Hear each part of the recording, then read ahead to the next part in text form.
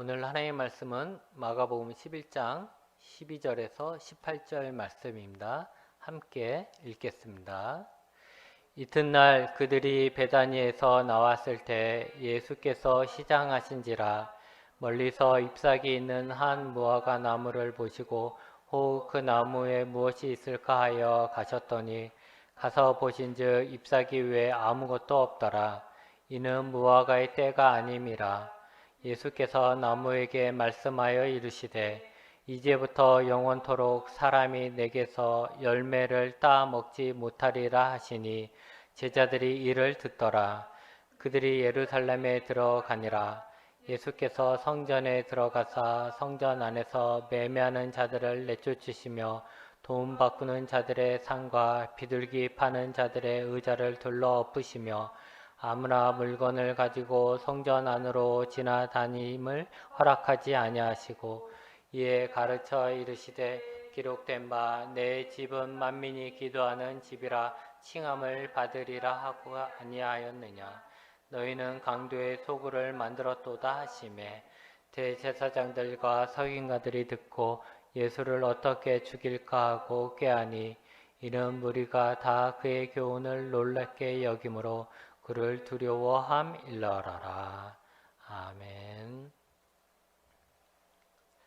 쉽게 이제 화를 내는 사람이 화를 내면 또 화를 내나 보다 하고 무시하게 되죠.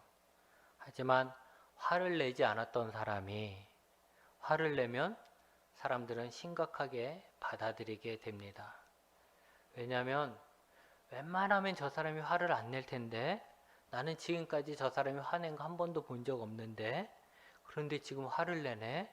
라고 생각하며 이것이 좀 큰일인가 보다, 좀 잘못된 일인가 보다 라고 생각하게 되기 때문입니다. 오늘 우리가 같이 읽은 말씀은 이해하기가 좀 어렵습니다. 말씀을 보면 예수님이 시장하셨습니다. 예수님이 배가 고프다라는 거죠. 그래서 이제 예루살렘에 가는 길에 무화과 나무가 있길래 혹시 무화과가 있는가 살피려고 그 나무에 가까이 가서 무화과를 찾았어요. 근데 그 나무의 잎은 무성했지만 그 나무에 열매는 없었습니다. 그래서 예수님은 무화과 나무에게 영원토록 사람이 내게서 열매를 따먹지 못하리라고 하셨어요. 예수님이 열매를 찾았는데 열매가 없으니까 예수님이 그러면 이제 영원히 너는 이제 열매 못 맺을 거다 이런 식으로 말씀하신 거죠. 여러분, 예수님이 저주하신 것을 본 적이 있습니까? 지금까지 예수님은 우리가 마가복음을 통해서 예수님을 계속해서 힘써 알기 위해서 왔는데 우리가 예수님이 저주하시고 누가 망해라, 안 되라, 죽어라 이렇게 하는 것을 한 번도 본 적이 없었죠. 그런데 오늘 말씀에는 무화과 나무를 저주하신 거예요. 사람들이 영원토록 너에게서 열매를 얻지 못한다는 얘기는 뭐겠어요? 열매를 못 맺는다는 거예요. 죽는다는 거죠. 이것은 우리가 알고 있는 예수님의 모습이 절대 아니죠. 예수님 하면 온유하신 분이고 사랑이 많으신 분이고 자비하신 분인데 그래서 예수님도 그랬잖아요. 오른뺨을 맞으면 왼뺨을 내라 이렇게 얘기하신 분인데 오늘은 나무가 단지 열매가 없다고 그 나무를 말라 죽게 한 거예요. 그래서 생각해 보는 거죠. 예수님도 인간의 모습으로 오셨기 때문에 너무 배가 고파서 짜증이 났나 보다. 그래서 그냥 예수님도 홧김에 그냥 그렇게 하신 거 아닌가 싶은 생각을 하게 되죠. 심지어는 13절에 뭐라고 그랬냐면 무화과의 때가 아니라고 했어요. 나무가 열매를 사시사철 맺는 게 아니잖아요. 1년 12달 매번 열매를 맺는 게 아니잖아요. 다 때라는 게 있는데 무화과의 때가 아닌데 무화과가 없다고 예수님이 나무를 저주하신 거예요. 예수님의 이런 행동을 어떻게 이해할 수 있을까요? 예수님은 왜 이렇게 하셨을까요? 먼저 우리가 생각해야 할 것은 무화과의 때라는 말이죠. 우리나라에도 무화과가 있잖아요. 아랫지방에는 무화과가 열리는데 무화과는 1년에 2번 열매를 맺는다고 합니다. 우리나라도 그런지 모르지만 그 이스라엘에는 무화과가 2번 열매를 맺는데요. 한 번은 봄에 잎보다 먼저 열매가 맺는다네요. 잎보다 먼저 열매가 맺고 그리고 나서 이제 잎이 나는데 잎이 나서 이 잎이 가을까지 잎이 풍성하게 나고 그 다음에 2번째 열매는 언제 맺냐? 여름과 가을 그 사이에 이제 맺는다고 합니다. 그러니까 먼저 맺는 열매는 사실은 이렇게 맛도 없고 그런 열매고 진짜 이제 맛있는 열매는 뒤에 나오는 열매겠죠. 오늘 성경에 무화과 때가 아니다라는 것은 2번째 열매가 맺을 그 무화과 때가 아니라는 거예요. 오늘 말씀에 보면 나뭇잎이 있었대잖아요. 나뭇잎이 있었다는 것은 벌써 첫 번째 열매가 나뭇잎이 없을 때 잎보다도 먼저 나오는 무화과 열매가 열렸고 그 다음에 이제 잎이 열린 거죠. 그래서 예수님은 무화과 나무에 잎이 풍성하니까 잎이 열렸으니까 혹시 그 전에 있던 열매가 있는가라고 예수님이 열매를 찾으신 거예요. 그러니까 우리식으로 얘기하자면 이런 거죠.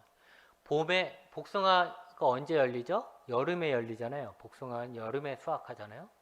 근데 봄에 복숭아 나무에 복숭아가 없다고 복숭아를 나무를 저주하신 것이 아니고 가을에 꼭 남은 복숭아가 있는가 하고 찾으신 거예요. 어찌됐든 나무가 무슨 잘못이라고 무화과 열매가 맺을 때도 아니고 그리고 혹 다른 사람이 열매를 맺었어도 다른 사람이 먼저 따먹을 것은 없을 수도 있는데 왜 무화과 나무를 저주하셨냐는 거죠. 열매가 없고 잎만 무성한 무화과 나무에 대한 예수님의 저주는 그 다음에 나오는 성전의 이야기를 설명하는 상징적 행위입니다.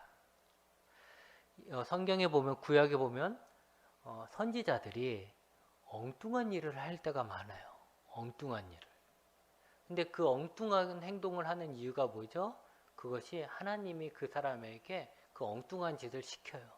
근데 왜 엉뚱한 짓을 시키냐면 그것이 곧 이스라엘을 향한 하나님의 메시지인 거예요. 경고이기도 하고 예언이기도 하는 거죠. 그래서 그것을 행동으로 선지자들한테 시키는 거예요. 그런 것처럼 오늘 이 말씀도 이 무화과 나무를 저주하신 일도 이제 뒤에 나오는 성전의 이야기를 설명하기 위한 예언적인 행동, 상징적인 행위다라는 것이죠. 오늘 우리가 읽은 말씀, 원래는 더 읽어야 되는데 뒤에는 안 읽었는데 오늘 읽은 말씀에 보면 11절에서 14절까지 무화과 나무에 관한 이야기가 나옵니다. 무화과 나무에 대한 이야기가 나오고 그리고 15절에서 19절까지 성전에 관한 이야기가 나와요. 그런데 다시 20절에는 뭐가 나오죠? 무화과 나무 이야기가 다시 나옵니다. 즉 이게 어떻게 된 거냐면 무화과 나무 이야기 속에 이렇게 무화과 나무 이야기가 이렇게 있으면 이 사이에 성전 이야기를 집어넣은 거예요. 무화과 나무 이야기 사이에 성전의 이야기를 집어넣은 거죠. 이것을 샌드위치 구조다라고 이야기를 해요. 한 이야기 사이에 다른 이야기를 집어넣어서 샌드위치처럼 이렇게 서로 감쌌다는 거예요. 그 이야기를 감싸버렸다는 거죠. 근데 마가복음에는 이런 구조가 몇 개 나와요. 우리가 지금까지 기억하실는지 모르지만 마가복음을 읽어오는데 몇 번 이런 게 있었어요. 한 이야기를 하다가 갑자기 다른 이야기를 하다가 다시 처음 했던 이야기를 다시 이어지는, 이렇게 이야기가 어떻게 보면 끊긴 것 같고 잘 이해가 되지 않는, 그러니까 그걸 샌드위치 구조라는데, 그런 구조가 마가복음에는 몇 개가 나온다는 거죠. 여러분, 글을 쓸 땐 이유가 있죠. 마가복음에서 그렇게 이야기를 매끄럽게 하나 끝내고 하나 가지 않고 한 이야기 속에 한 이야기를 집어넣는, 다른 이야기를 집어넣는 것은 이유가 있는데, 그것은 이 두 가지 이야기가, 서로 다른 두 가지 이야기가 사실은 서로가 서로를 설명해 주기 때문에 그렇습니다. 즉, 오늘의 무화과나무 이야기와 또 뒤에 읽은 성전의 이야기는 서로 아무 상관이 없는 그런 이야기가 아니라 서로가 서로를 보충해 주는 이야기라는 거예요. 그래서 성전의 이야기를 이해하기 위해서 무화과나무 이야기가 필요한 거고, 그렇기 때문에 이렇게 집어넣은 것이죠. 우리는 그래서 무화과나무, 성경 읽다가 예수님이 왜 무화과나무, 죄 없는 무화과나무를 저주하셨을까? 이게 예수님이 하신 얘기 맞아? 막 이렇게 혼돈해서 성경 못 읽겠다 하고 딱 덮으면 안 되는 거예요. 우리가 읽은 무화과나무 이야기는 성전의 이야기와 함께 봐야 하는 것이죠. 성경은 이렇게 얘기하는 거예요. 잎만 무성한 나무와 무화과나무와 지금 예수님 당시에 성전의 모습이 똑같다라는 거예요. 이제 다시 성경의 이야기로 돌아가서 그러면 한번 보겠습니다. 예수님이 예루살렘으로 들어가시다가 본 무화과 나무에서 열매를 찾으셨죠. 근데 열매가 없었어요. 그래서 예수님은 저주를 합니다. 무화과 나무가 저주를 받은 이유는 열매가 없었기 때문이에요. 예수님 찾는 열매가 없으니까 예수님이 저주를 하셨어요. 그리고는 이제 예루살렘에 들어가셔서 이제 성전에 가셨는데, 그 성전에서 또 우리가 여태까지 보지 못한 예수님의 모습이 또 나와요. 예수님이 성전에서 난동을 부린 거예요. 화를 막 내시면서 성전 안에서 장사하는 사람들을 내쫓고 그 판들을 막 엎어버리고 막 그러는 거예요. 채찍으로 막 사람들을 막 이렇게 하고 막 그래 버리는 거예요. 여러분, 예수님이 죄 없는 무화과 나무를 저주하는 것도 상상하기 힘들지만 예수님이 화를 내셔서, 그것도 성전에서 화를 내시고 판을 엎어버리는 것 또한 우리가 상상하기 힘든 예수님의 모습이에요. 아무리 예수님이 화가 나도 평상시에 예수님이라면 좋은 말로 타이를 텐데 지금 예수님의 모습은 어때요? 그냥 분노한 모습이죠. 여기서도 이렇게 화를 내시는 모습은 여기가 유일한 거죠. 성경에서. 우리는 이것을 그냥 성결, 청결 사건이라고 이야기를 하는데, 유대인 남자들은 적어도 1년에 3번 정도 유월절을 방문할 의무가 있었습니다.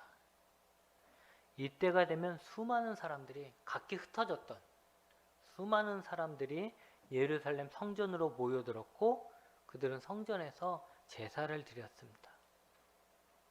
근데 여러분 생각해 보세요. 제사를 드릴 땐 뭐가 필요합니까?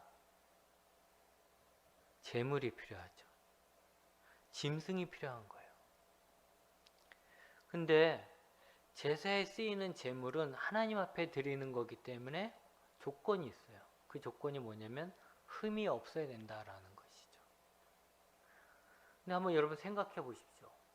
먼 지역에서 우리 집에서 정말 괜찮은 제물이 하나 있어서, 양 한 마리가 괜찮은 게 있어서 이거 하나님 드리면 좋겠다 싶은 마음에 그 양을 끌고 왔다 생각해 보세요.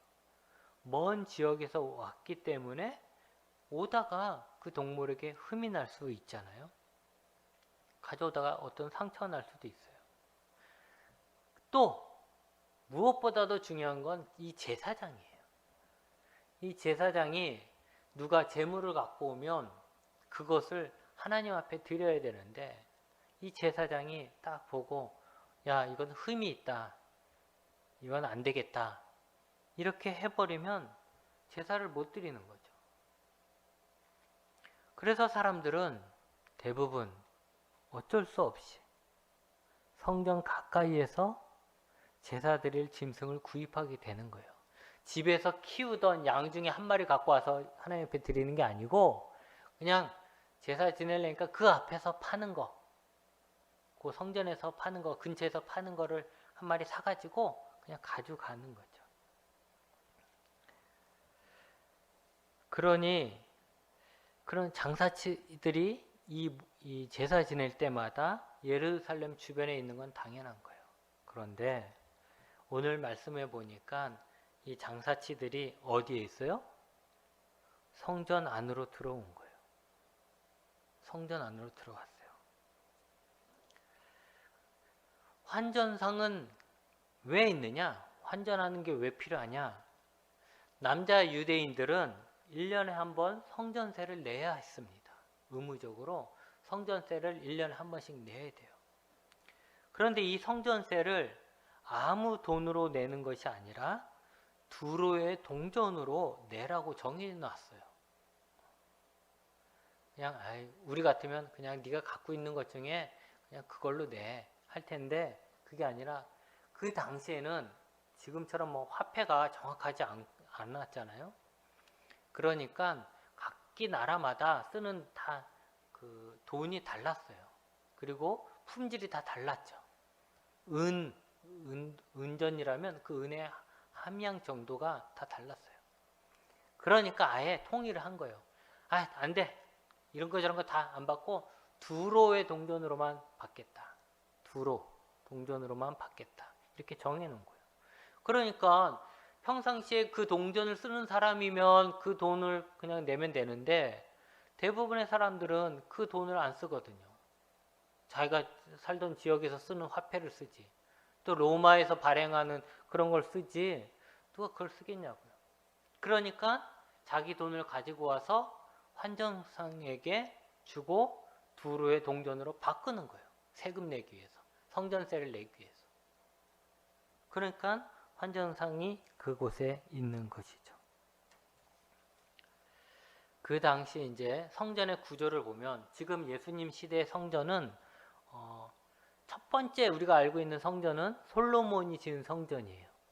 그게 성경에 나와 있는 첫 번째 성전인데 그 성전이 어떻게 됐어요? 다 무너졌어요. 바벨론에 의해서 다 무너져 버렸어요. 그래서 나중에 포로로 잡혀갔던 자들이 다시 와서 성전을 지었어요.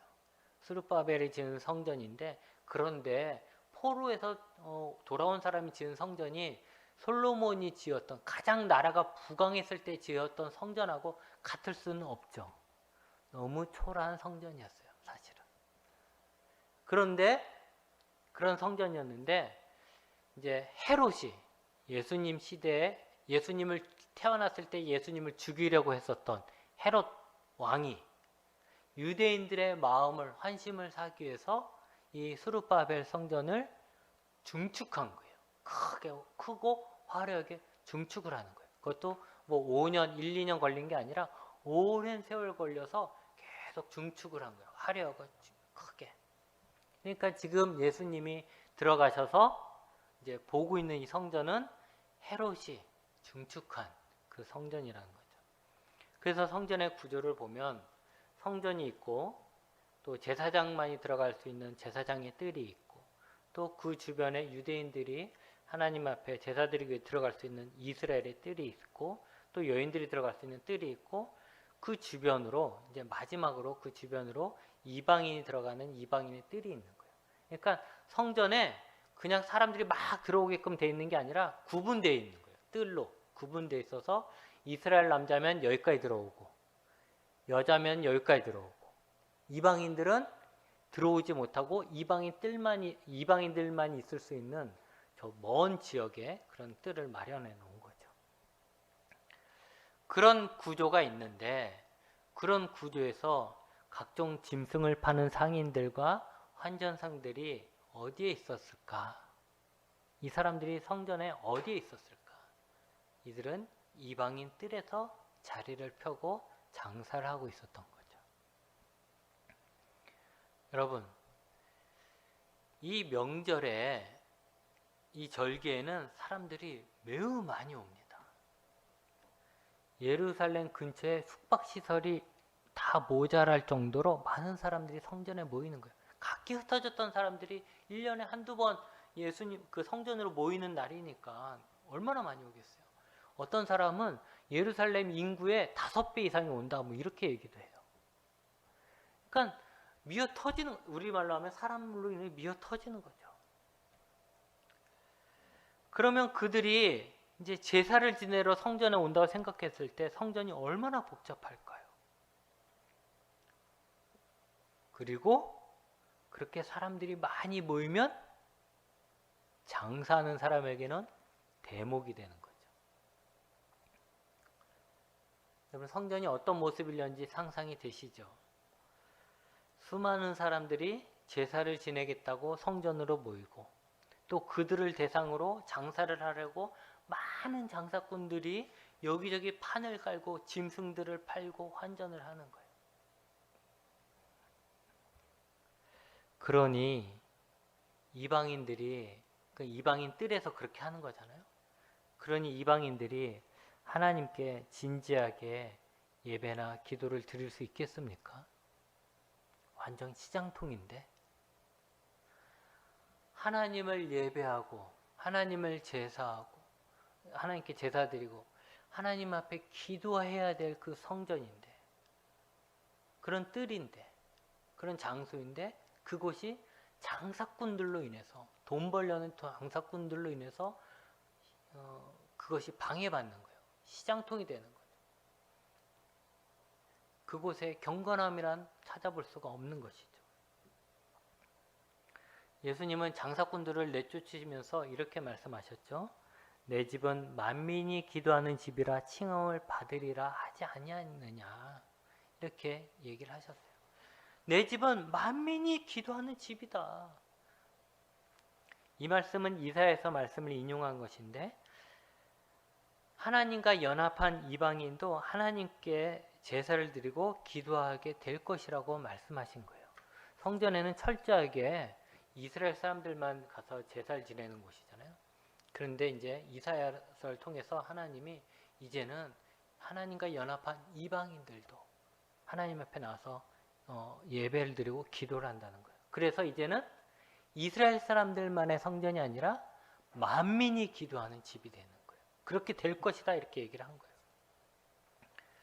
그 말씀처럼 이제 이방인들도 하나님의 집에서 하나님께 제사를 드리거나 기도할 수 있어야 하는데 사람들을 대상으로 돈벌이만 하는 사기꾼들로 보이는 거죠. 여러분, 근데 여기서 중요한 게 하나 있는데, 예수님은 누구에게 이토록 화를 내신 걸까요? 1차적으로는 이방인의 뜰에서 장사하는 사람들이겠죠. 그런데 그들이 어떻게 이방인 뜰에서 장사를 할 수 있을까요? 그 뒤에는 제사장들이 있는 거예요. 그 장사하는 사람들에게 돈을 받고 그들에게 거기서 일할 수 있게끔, 거기서 장사할 수 있게끔 자리를 내준 사람들, 그 사람들이 제사장들이죠. 그들은 성전을 관리하는 사람들이에요. 그들은 제사를 지내는 사람들이죠. 그래서 그들은 성전을 누구보다도 성전답게 만들어 가야 될 의무가 있고, 누구보다도 성전을 경건하게 만들어 하나님 앞에 제사 지낼 수 있게끔 해야 되는 거예요. 그렇게 하는 자들이기 때문에 사람들에게 존경받는 그런 자리예요. 하지만 그들은 어떻게 했습니까? 자신의 그 귀한 임무를 충실하게 행하지 않았어요. 왜? 돈 때문에. 그들은 돈 때문에 성전의 원래의 목적을 버리고 장사하는 사람들에게 자리를 내주고 오히려 그들과 결탁하여서 횡포를 부린 거예요. 하나님의 뜻하고는 전혀 관계없이 장사하기 위해서. 그들을 통해서 벌어들이는 수입이 짭짤하기 때문에 그 수입을 포기할 수 없었던 거죠. 결국 예수님이 보신 성전, 그리고 그 성전에서 보기엔 제사장은 겉으로는 화려하고 웅장했고 있어 보이지만 그 속은 썩어 있었던 거죠. 가장 기본이 되는 하나님을 만나는 장소, 또 하나님께 인도하는 그 역할을 충실히 감당하지 않은 거예요. 즉, 잎은 무성하지만 원하는 열매는 없는 무화과 나무와 같았던 것이죠. 그리고 결국 그 무화과 나무가 말라버렸듯이 성전도 파괴되고 만 것이에요. 실제로 성전은 주 70년에 로마에 의해서 완전히 무너집니다. 그러니까 이 무화과 나무 사이에 성전이 끼어 있는 것을 이해할 수 있겠죠. 이 성전은 열매 없는 무화과 나무와 똑같고, 그리고 무화과 나무가 예수님의 말씀에 의해 말라버린 것처럼, 뒤에 이제 저주받아 말라버린 것처럼 이 성전도 열매가 없었던 이 성전, 성전의 역할, 하나님을 만나는 그 장소, 기도하는 장소로서의 역할을 감당하지 않고 돈벌이에만 했던 이 성전은 결국 무화과 나무가 저주를 받아 말라버린 것처럼 파괴되고 마는 거예요. 그래서 같이 봐야 되는 거예요. 근데 여러분, 헤롯이 세운 성전, 헤롯이 증축한 성전은 무너졌지만 그렇다고 성전이 사라진 건 아니죠. 하나님이 계시는 성전, 하나님을 만나는 성전이 사라진 건 아니에요. 예수님이 뭐라 그랬어요? 이 성전을 헐라, 내가 3일 만에 다시 세우겠다라고 했죠. 이게 뭐예요? 예수님의 부활하신 몸을 얘기한 거예요. 이제 예수님의 몸이 성전이 되는 거예요. 근데 여러분, 예수님의 몸이 뭐죠? 교회가 예수님의 몸이죠. 이렇게 연결되는 거예요, 여러분. 성전은 만민이 기도하는 곳입니다. 그것은 교회가 기도처라는 말이 아니라 만민이, 모든 사람들이, 이방인도 포함된 모든 사람들이 하나님과 교통할 수 있는 곳, 하나님께 나올 수 있는 곳, 하나님께 예배할 수 있는 곳, 하나님을 부를 수 있는 곳이라는 거예요. 그러기에 여러분, 교회의 가장 첫째 되는 의미는 곧 하나님을 만나는 것이에요. 교회 가면 우리 목사님을 만날 거야. 교회 가면 우리 장로님을 만날 거야. 교회 가면 밥도 줘. 이런 게 아니라 교회 가면 하나님을 만날 거야. 이런 게 되어야 되는 거죠. 이게 첫째 의무라는 거죠. 여러분 생각해 보세요. 예수님 왜 이렇게 화를 내셨을까? 왜 진짜 성경에는 전혀 나오지 않는 정말 유일무이하게 이렇게 화를 내셨을까? 생각해 볼 때 저는 이런 생각이 들어요. 하나님의 아들인 예수님이 하나님의 집이라고 하는 성전에 갈 때 어떤 마음으로 갔을까요? 아버지 집에 가서 아버지 만날 생각하지 않았겠어요? 여러분들이 외지에 사는데 집으로 돌아와요. 집으로 돌아온단 말이죠. 일주일에 한 번이든 1년에 한 번 집에 가는데 여러분 집에 갈 때 뭘 상상하겠어요? 집에 가서 엄마 아빠 만날 거 생각하잖아요. 그런 마음으로 우리가 명절 때마다 힘들게 고향 찾아가는 거잖아요. 예수님도 그런 마음으로 하나님의 아들인 예수님이 아버지 집에 갈 때는 그런 마음으로 가지 않았을까? 물론 예수님은 늘 하나님과 동행을 했지만 그래도 장소적인 개념으로 생각하면 예수님이 가장 아버지가 되시는 하나님을 편안하게 만날 수 있는 장소가 있다면 그것은 바로 하나님의 집인 성전이 되어야 하는 것이죠. 그런데 그곳에는 하나님을 만날 수 있는 장소가 아니었던 거예요. 그런 마음으로 갔는데 그곳은 하나님을 만날 수 있는 장소가 아니에요. 거기는 이미 장사하는 사람으로, 돈 장사하는 사람들로 시장이 되어버린 거예요.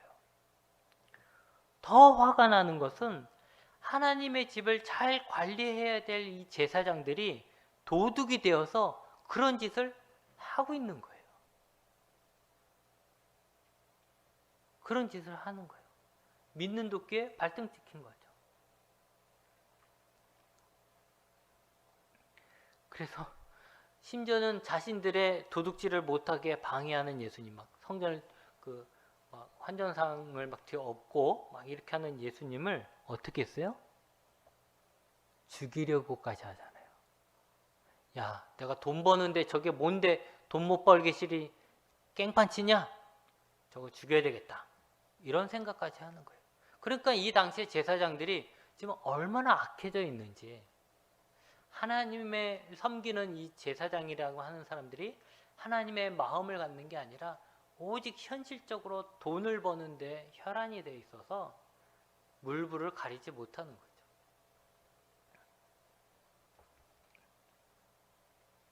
결국 그 성전은 무너지고 이제 예수님의 몸이라고 할 수 있는 교회가 성전이 되어서 하나님을 만나기 위해서 이제 우리가 예루살렘으로 가는 것이 아니라 전 세계 만민이 교회를 통해서 하나님을 만날 수 있게 되었습니다.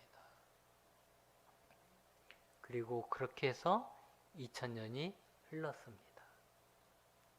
이제 우리 성전을 돌아봐야 합니다. 우리는 하나님을 만나는 교회입니까?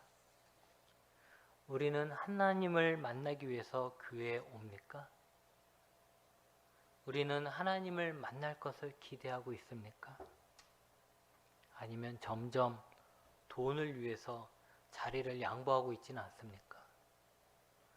교회가 사회 사람들에게 듣는 여러 가지 비난 중에서 가장 아파해야 될 것 중에 하나가 바로 이거예요. 교회가 기업이다. 교회가 돈벌이 한다. 교회는 니네들 맨날 돈만 벌어서 니네 돈벌이 하는 거 아니냐. 이런 소리. 모르고 하는 사람도 있지만 어떤 실상을 보고서 그렇게 말할 수 있잖아요.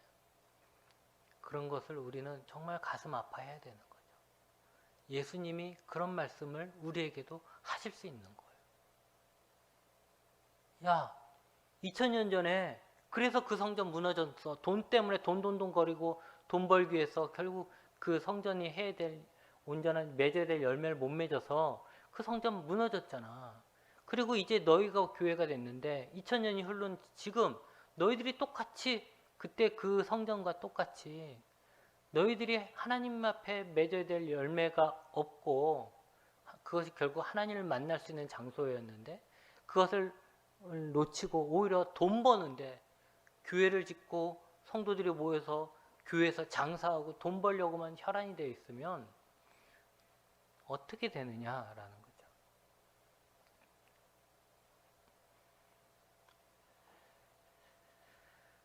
여러분, 예수님 시대의 제사장들처럼 하나님과 만남을 그리고 그 장소를 돈 버는 기회로만 여기고 있어서는 안 되는 거예요. 이 장소도 그렇지만 우리도 마찬가지죠. 하나님을 내가 믿고 만나고 섬기는 이유가 내가 돈 벌기 위해서는 안 된다는 거죠. 돈을 위해서 하나님 앞에 나오면 안 된다는 거예요. 여러분, 돈이 있으면 좋죠. 돈이 많으면 많을수록 우리는 더 편안해질 수 있고 더 화려해질 수 있고 더 커질 수 있습니다. 할 수 있는 일들도 많이 있죠.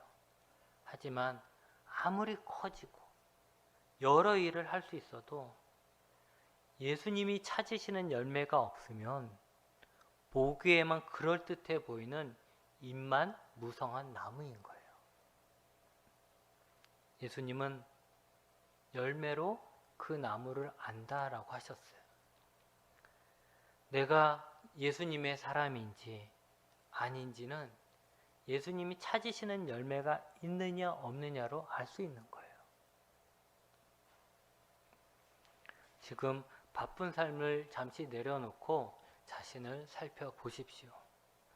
나는 지금 무엇을 위해 이렇게 바쁘게 살아가고 있는지, 나는 어떤 열매를 맺으려고 하고 있는지, 그리고 그 열매가 하나님이 기뻐하시는 열매이고 하나님이 찾으시는 열매인지, 아니면 그냥 남들이 보기에 좋은 그냥 이파리만 풍성한 그런 건 아닌지, 그리고 그 열매를 얻기 위해서 내가 가장 중요한 하나님과의 만남을 깨버리고 있는 것은 아닌지. 오늘 우리가 교회에 모여 예배를 드리는데 우리 마음속에 돈 걱정, 아니면 뭐 자랑할 일, 아니면 또 예배 끝나면 빨리 어딜 가야 돼라는 이런 바쁜 마음으로 가득 차서 하나님을 만나는 이 시간조차도 하나님을 찾지 못하고, 아니면 집에서 나올 때조차 하나님을 만난다는 생각 없이 그냥 습관적으로 온 것은 아닌지 돌아봐야 합니다. 처음에 말씀드린 것처럼 예수님이 저주를 하거나 분노하신 것은 이번 말씀이 유일하죠. 그리고 그러지 않았던 분이 그렇게 했다는 것은 이 일은 아주 큰 일이라는 거예요. 그만큼 잎만 무성하고 열매는 없는 나무와 같은 그런 성전, 겉으로만 화려할 뿐 하나님을 만나지 못하는 그런 성전, 그냥 오래된 신앙의 경륜을 자랑할 뿐 그 속에는 믿음이 없고 하나님을 사모하는 마음도 없는 그런 성전에 대한 예수님의 분노는 매우 매우 큰 것입니다. 여러분, 우리가 하나님의 성전이라고 하면서 우리가 하나님을 예배하지 못하고 하나님과 교제하지 못하고 하나님과 멀어지는 것은 그 어떤 이유든지 간에 예수님이 책망하는 큰 문제라는 것을 깨닫기 바랍니다. 이제는 남들에게 보이는 것에 집중하지 말고 하나님이 아닌 다른 것에 내 마음을 다 빼앗기지 말고, 남들에게는 좀 초라하게 보일지 몰라도, 겉에는 좀 초라하게 보일지 몰라도 우리 안에 열매, 내 속에 큰 열매, 우리 교회에 계시는 예수님에게 집중하고 예수님을 경배하며 교제하는 그런 단단한 큰 열매를 맺어가시기 바랍니다. 기도하시겠습니다.